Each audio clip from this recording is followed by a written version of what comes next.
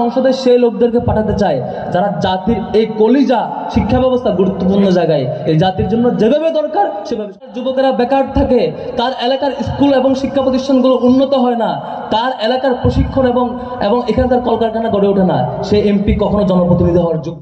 তাদের হাতেই দিব যাদের হাতে ইনসাফ কায়েম হবে। বাংলাদেশে প্রত্যেকটা মন্ত্রণালয়ে প্রত্যেকটা সংসদ সদস্য হবে এরকম লোক যারা এক পয়সাও দুর্নীতি করবে না ইনশাআল্লাহ। ইনশাআল্লাহ আমরা চাই সেই লোককে যে লোক তার সম্পদের হিসাব দিতে মিনিমাম কণ্ঠাবোধ করবে না, সংকোচ বোধ করবে না। আমরা দেখেছি, আপনারা দেখেছেন এর আগে বাংলাদেশে বিভিন্ন মন্ত্রণালয়ে দুর্নীতি ধরা পড়তো। আমরা তখন দেখেছিলাম শহীদ আলী হাসান মোহাম্মদ মুজাহিদ শহীদ নিজামীর মন্ত্রণালয়ে এক পয়সারও দুর্নীতি পায় না, আপনারা দেখেন নাই? এবং যখন মন্ত্রীদেরকে যখন অ্যারেস্ট করা হতো সবার দুর্নীতি তথ্যগুলো পাওয়া যেত, বিভিন্ন অর্থ কেলেঙ্কারি অনেক কিছুই পাওয়া যেত, কিন্তু এই দুইজনের ক্ষেত্রে আমরা মোটেও পাই না। তারা কেউ সবাই আমাদের মন্ত্রী সেই সময়ের মন্ত্রী ভাইরা চ্যালেঞ্জ করেছিলেন যে আমাদের এই মিনিস্ট্রিতে এক পয়সার দুর্নীতি পাওয়া যাবে না।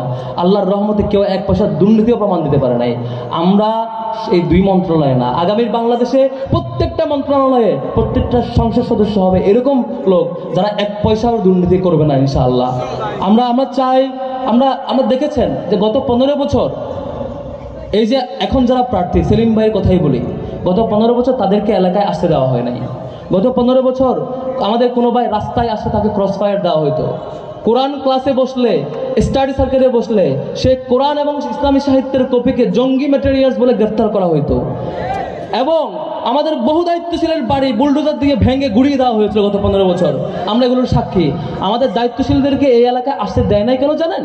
কারণ হচ্ছে আমাদের দায়িত্বশীলরা কতটা অমায়িক, কতটা সৎ এবং কতটা দক্ষ সে জিনিস জাতি জেনে গেলে তাদের প্রতি বৃদ্ধাঙ্গুলি দেখাবে, সেই ভয়ে তাদেরকে এলাকায় আসতে দেয় নাই। কিন্তু আমরা এই প্রতিশ্রুতি দিতে পারি যে আমাদের সেই সৎ দক্ষ মানুষদেরকে এই এলাকায় আসতে দিক বা না দিক, আমরা গত 15 বছর কাছে পাই বা না পাই, এবার আমরা ব্যালটের মাধ্যমে সে জবাব দিব। আগামীর বাংলাদেশ তাদের হাতেই দিব যাদের হাতে ইনসাফ কায়েম হবে ইনশাআল্লাহ। আমরা দেখেছি, আমরা এই যে এত ক্রস ফায়ার, গুম, হত্যাকাণ্ড, একটু আগে দুইজন মন্ত্রীর নাম বলেছি যে দুইজন সাবেক মন্ত্রী এক পয়সারও দুর্নীতি করে নাই, তাদেরকেও মিথ্যা মামলা দিয়ে ফাঁসির কাস্টে ঝুলিয়ে শহীদ করা হয়েছে। আমরা এই শাহাদাতের জবাব দিতে চাই, আমরা এই শাহাদাতের বদলা নিতে চাই ইনসাফ কায়েমের মাধ্যমে। এই শাহাদাতের জবাব দিতে চাই আমাদের ব্যালটে নির্বাচিত প্রতিনিধিরা ইনসাফ কায়েম করবে, তার মাধ্যমে। আমরা কোনো প্রতিশোধ পরায়ণ হয়ে কাউকে আহত করে নয়, বরং এই সমাজে প্রত্যেকটা জায়গায় চাঁদাবাজ মুক্ত হবে, প্রত্যেকটা জায়গা দুর্নীতি মুক্ত হবে, এটা নিশ্চিত করে আমরা আগাতে চাই ইনশাআল্লাহ। আপনারা দেখেছেন যে আমাদের নির্বাচিত প্রতিনিধিরা স্বাভাবিকভাবে আমরা মনে করি এমপি হবে কি জন্য? এমপি হবে হচ্ছে ওই যে দুইজন মারামারি করবে সালিশ করার জন্য এমপির কাজ, তারপর হচ্ছে একটা কালভার্ট লাগবে এমপির কাজ, তারপর হচ্ছে ওই জায়গায় একটা রোড লাগবে, এটা এমপির কাজ। আমার বিবেচনায় এমপির কাজ হচ্ছে এই বিচার সালিশ আর হচ্ছে রোড কালভার্ট করা না। এমপির কাজ হচ্ছে একজন যে এমপি 5 বছর তার এমপির দায়িত্ব পালন করার পরে তার এলাকার কর্মসংস্থান নিশ্চিত হয় না, তার এলাকার যুবকেরা বেকার থাকে, তার এলাকার স্কুল এবং শিক্ষা প্রতিষ্ঠানগুলো উন্নত হয় না, তার এলাকার প্রশিক্ষণ এবং এখানকার কলকারখানা গড়ে ওঠে না, সে এমপি কখনো জনপ্রতিনিধি হওয়ার যোগ্য না। এই এলাকার এমপিকে তাকে বলতে হবে যে আমি এমপি প্রার্থী দাঁড়িয়েছি এই জন্য যে এই এলাকার সকল বেকারকে আমি প্রশিক্ষণের আওতায় আনবো, এটা তাকে বলতে পারতে হবে। সেই প্রার্থীকে বলতে পারতে হবে এই এলাকার যত যুবক এখানে কর্মসংস্থানবিহীন আছে তাদেরকে প্রশিক্ষণের আওতায় আনবো এবং তারা এখানে এসে কর্মসংস্থান নিশ্চিত করবে। এটা খুবই পসিবল। এই যে সেলিম ভাইয়ের ছবি আপনারা দেখেছেন এখানে, আমি তো এটা কনফিডেন্ট, আমি এটা আত্মবিশ্বাসী যে সেলিম ভাই এই এলাকার যদি এমপি হইতে পারে, এই এলাকার বাইরের রিসোর্সকে এখানে নিয়ে এসে কলকারখানা, প্রতিষ্ঠান, প্রশিক্ষণ এবং এলাকার কর্মসংস্থান নিশ্চিত করা 5 বছরেরও ব্যাপার না, তারও কম সময়ে এই এলাকার শতভাগ যুবক কর্মসংস্থান নিশ্চিতভাবে পাবে ইনশাআল্লাহ। আরো অনেক কাজ। এমপির কাজ শুধু এটুকু না, এমপি তো হচ্ছে আইন তৈরি করবে, সংসদে আইন তৈরি করে এমপিরা বিচার সালিশ করা, ইউনিয়ন পরিষদের চেয়ারম্যানরা বিচার সালিশ করতে পারে, উপজেলা পরিষদের চেয়ারম্যানরা বিচার সালিশ করতে পারে, পৌরসভার চেয়ারম্যানরা করতে পারে, এটার জন্য এমপি লাগে না। এমপি হইতে হবে সেই ব্যক্তি যে ব্যক্তি রাষ্ট্রের গুরুত্বপূর্ণ পলিসিতে হাত দেওয়ার মতো সক্ষমতা রাখে। আপনি দেখেন, এই যে বাংলাদেশ স্বাধীন হয়েছে 1971 সালে, 1972 সালে শিক্ষা ব্যবস্থা তৈরি হলো। কোনটা? সেই 1944 সালে যে সার্জেন্ট প্ল্যান ব্রিটিশরা তৈরি করে দিয়েছিল, সেইটার হুবহু ফটোকপি বাংলাদেশে চালু হইল। তারপর 2010 সালে এসে আবারও সেটা ফটোকপি একটু এক্সটেন্ড করে একটু এদিক সেদিক করে সে শিক্ষা ব্যবস্থা।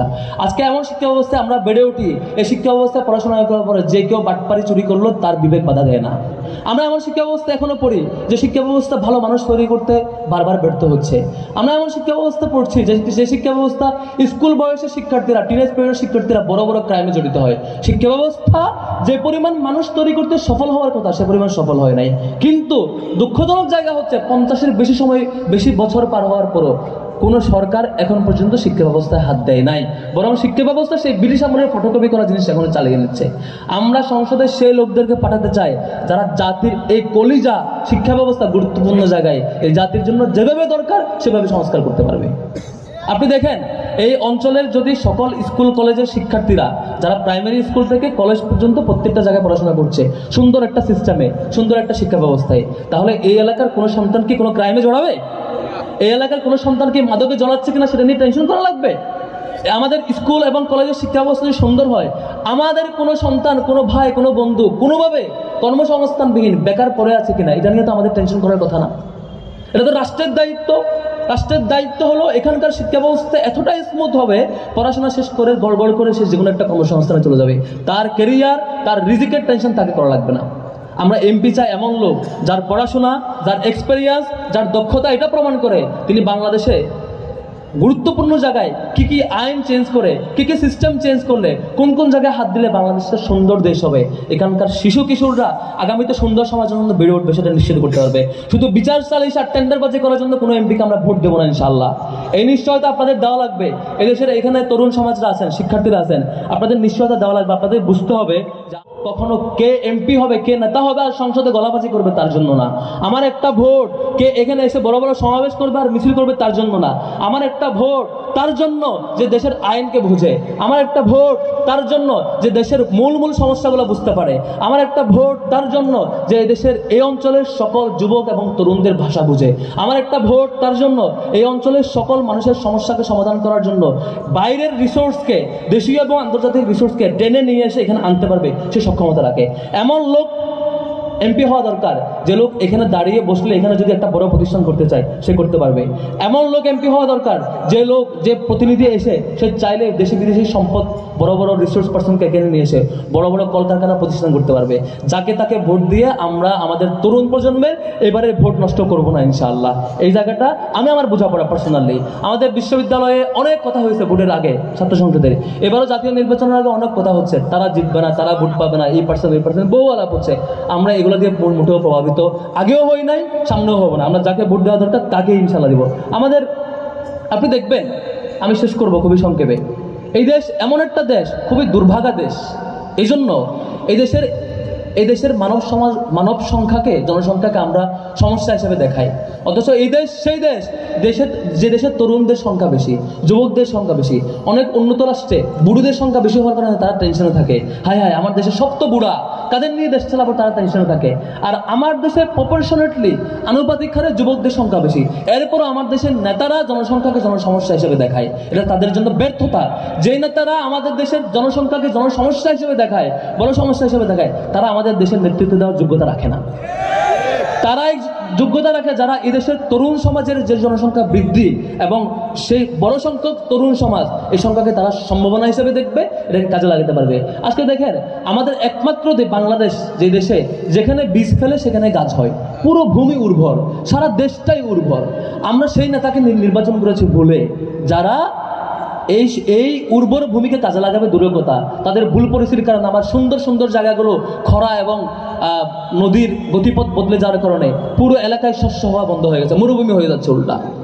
আমার এই দেশে তো মরুভূমি ছিল না, আমাদের দেশের নেতাদের ভুল পলিসির কারণে, ব্যর্থতার কারণে, অকর্মণ্যের কারণে বিভিন্ন জায়গায় আমাদের নদীগুলো শুকিয়ে গেছে, মরুভূমি হয়ে যাচ্ছে, অথচ আমাদের দেশের প্রত্যেকটা জায়গা উর্বর ছিল।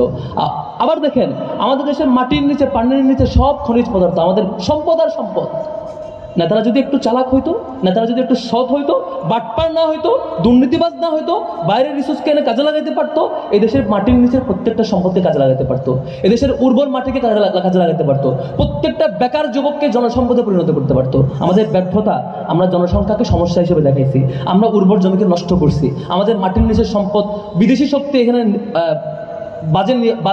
বাজে আচরণ দেখায়, বিদেশি শক্তি এদের দখল করার জন্য চেষ্টা করে, নানা চুক্তির লোভ দেখায়। বিদেশি শক্তি আমার মাটির নিচের সম্পদ দেখে তারা প্ল্যান করে এটা দখল করার জন্য, আর আমার নেতারা বসে বসে ঘুমায়, মাটির নিচের সম্পদ তারা দেখে না। আমরা এই নেতা আর নির্বাচিত করতে চাই না। আমরা যেই সময় সামনে আছে আমাদেরকে ভাবতে হবে, এখানে যারা তরুণ আছেন, যারা ছাত্র আছেন, তাদের দায়িত্ব শুধু একটা ভোট দেওয়া না। আমাদের এই জীবনের প্রথম ভোট হবে আমাদের ইনসাফের পক্ষে, দেশটা যাতে সত্যের পথে যায়, ভালো পথে যায়, জনসংখ্যা জনসম্পদে রূপান্তর হয়, আমাদের এই দেশের সকল সম্ভাবনা নিশ্চিত করতে পারি, চাঁদাবাজি টেন্ডারবাজি খুনাখুনি বন্ধ করতে পারি। এই পথ নিশ্চিত করার জন্য আমাদের প্রথম ভোট ইনসাফের পক্ষে হবে।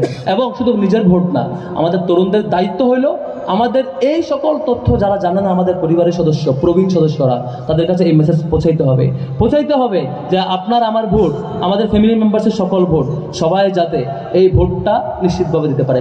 শেষ করবো আরেকটা কথা দিয়ে। আপনারা দেখেছেন জাহাঙ্গীরনগর কেন্দ্রীয় ছাত্র সংসদ নির্বাচনে 3 দিন তাল বাহানো হয়েছে। কেন্দ্র কি দখল করতে পারছে? কেউ দখল করতে পারে নাই। আমার ঢাকা বিশ্ববিদ্যালয়ে অনেকে অনেক ষড়যন্ত্র করতে পারে নাই। এখন যারা ভয় পাচ্ছেন মনে মনে, বা অনেকে হুমকি দিচ্ছেন বিভিন্ন কিছু পারবেন, বিশ্বাস করেন যে তরুণ প্রজন্ম জুলাই ঘটিয়েছে, জুলাই গণ অভ্যুত্থানে যেই মেইন স্টেক হোল্ডার তরুণ প্রজন্ম, এই তরুণ প্রজন্ম বেঁচে থাকতে কোথাও ভোট ডাকাতি কেউ করতে পারবে না। কেউ যদি করে, এই তরুণ প্রজন্ম তাদের হাত ওইখান থেকে সরাই ফেলবে, এটা পারবে নিশ্চিত ইনশাল্লাহ। সুতরাং আমাদের টেনশন নাই, আমাদের এখন সিদ্ধান্ত নিতে হবে। এবারে ইনসাফের প্রতীক মার্কা কে বলেন তো? ইনসাফের প্রতীক কোনটা? এবার দাঁড়িপাল্লার বিজয় হবে ইনশাআল্লাহ। শুধু এখানে না, এবার ইনসাফের প্রতীক দাঁড়িপাল্লার বিজয় হবে। এবার দাঁড়িপাল্লার বিজয় মানে চাঁদাবাজির পরাজয়, এবার দাঁড়িপাল্লার বিজয় মানে টেন্ডারবাজির পরাজয়, এবার দাঁড়িপাল্লার বিজয় মানে জনসম্পদে রূপান্তর করার যে স্বপ্ন, সেই স্বপ্ন পূরণ হবে ইনশাআল্লাহ। এইবার দাঁড়িপাল্লার বিজয় মানে বেকারত্ব দূরীকরণের স্বপ্ন যেটা আমাদের ছিল, সকল বেকার যুবকেরা কর্মসংস্থান ফিরে পাবে ইনশাআল্লাহ।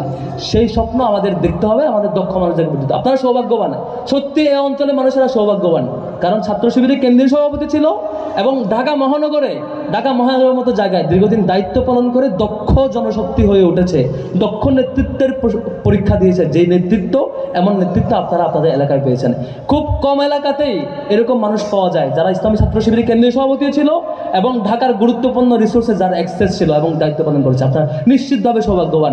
আমরা আশা রাখি ইনশাআল্লাহ আগামী 5 বছর পরে এই এলাকায় আসলে আমরা দেখতে পাবো সেলিম ভাইয়ের নেতৃত্বে এই এলাকার সকল সমস্যার সমাধান হয়ে গেছে ইনশাআল্লাহ। এবং আমরা দেখতে পাবো আজকের যে যত বেকার যুবক এবং হতাশাগ্রস্ত যুবক এবং তরুণ আছে, প্রত্যেকেই মুখে হাসি দেখতে পাবো যে এই দেশের গুরুত্বপূর্ণ স্থানে পরিণত হয়েছে এই এলাকা, যেখানে সকল কর্মসংস্থান এবং সকল উন্নত সমাজের যে সিমটম, সেগুলো আমরা এখানে পাবো ইনশাল্লাহ। আমি শেষ করবো আপনাদের কাছে দোয়া চাইবো। সেই দোয়া গত 50 বছর ধরে আমরা বারবার যে হেরেছি, বারবার আমরা স্বপ্ন দেখেছি। 75-এর পর একবার স্বপ্ন দেখেছি এই দেশে বোধহয় চাঁদাবাজি হবে না। আমরা 90-এর পরে একবার স্বপ্ন দেখেছি এই দেশে বোধহয় খুনাখুনি হবে না। 2024-এর পরে আমরা আবারও স্বপ্ন দেখেছি এই দেশে বোধহয় মারামারি চাঁদাবাজি হবে না। কিন্তু আমরা যাদের নিয়ে স্বপ্ন দেখেছি, এদের কোনো দল নিজেরাই 200 জনের বেশি মানুষ নিজেরাই মেরে ফেলেছে, নিজেরা বিভিন্ন জায়গায় চাঁদাবাজি করছে। আমরা আল্লাহর কাছে দোয়া করি, আল্লাহ যাতে আমাদের এই দেশটা সকল রকমের সন্ত্রাসবাদের যে চক্র, সেই চক্র থেকে আমাদেরকে হেফাজত করুক। আল্লাহ আমার কাছে দোয়া করি, সকল ধরনের চাঁদাবাজি চক্র থেকে আল্লাহ আমাদেরকে হেফাজত করুক। আল্লাহ আমাদেরকে দোয়া করি, আল্লাহ আমাদের কাছে আমাদের দোয়া করা দরকার এই দেশের প্রত্যেকটা গুরুত্বপূর্ণ জনপদ যাতে এই ধরনের সিন্ডিকেট এবং চাঁদাবাজ এবং মাদক সন্ত্রাস থেকে আল্লাহ আমাদেরকে হেফাজত রাখেন, সেই দোয়া করি। আগামী দিনে ইনসাফের বিজয় হবে। যে রায় আমরা প্রত্যেকটা ক্যাম্পাসে দেখেছি, তরুণদের রায়, সেই রায় আগামী পুরো বাংলাদেশে দেখবো ইনশাআল্লাহ। কথা শেষ করছি, আল্লাহ আমাদের সুন্দর সমাজ, ইনসাফের সমাজ, সেই কাঙ্ক্ষিত সোনালী সমাজ, যে রাশেদার যুগ আমরা চাই, সেই সমাজে ফিরে যাওয়ার সেই তৌফিক দান করুক। আমাদেরকে সেই সুন্দর বিজয়ে ক্ষুদ্র অংশ হিসাবে কবুল করুক, সে দোয়া করছি। ওয়া মা তৌফিক ইল্লা বিল্লাহ। আসসালামু আলাইকুম ওয়া রাহমাতুল্লাহ।